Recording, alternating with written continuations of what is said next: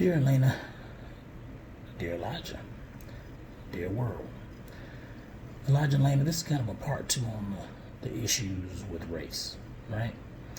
When it comes to race, as I just ended the last video, okay, and that's basically to say that, as I said before, that my father, when I had told him when I was younger that I did not want to be, I didn't want to be colorblind, and he said to me, if I remember correctly, his words were, I don't want you to just be colorblind, I want you to be color conscious. And here's why. Because he knew that in this world that we live, even though one may be a dreamer, and I'm a big dreamer, one would like to think of kind of this utopian view of the world where everybody's going to love each other and we're just going to be dismissive of race. It's just not typical, because man is always going to distort something. It's just that's our makeup. It's just the way we are. Okay, just because we're not perfect, right?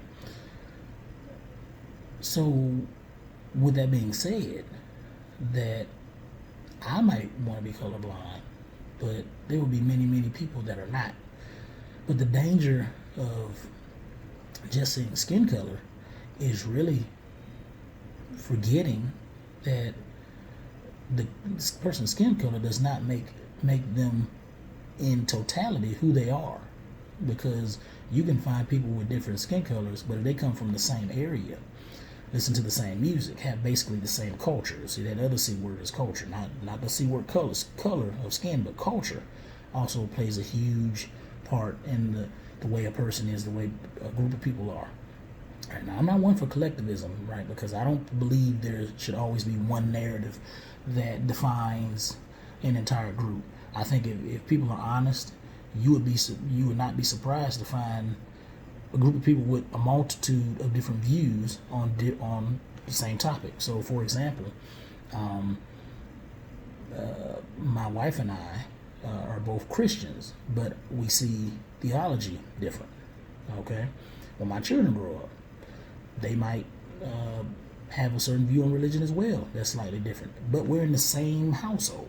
Okay, that goes the same thing with my parents. They raised me to have not necessarily to have in a sense to have a certain view, because the view they believe that the view they held and they still hold was right, correct. So, but my views have changed slightly as I've gotten older. But we had the same household in a sense that same culture, and that can happen within a group, because a group, might have, even in the same culture, they can have a variety of different views, different beliefs for a number of different reasons. And so the thing is, I just want my children to realize the older you get, even if whatever happened in the past, even if let's say that the view that Caucasian people are savages, or some people might say that African Americans are savages, or the Native Americans are savages, or Asians are savages, or whatever, right?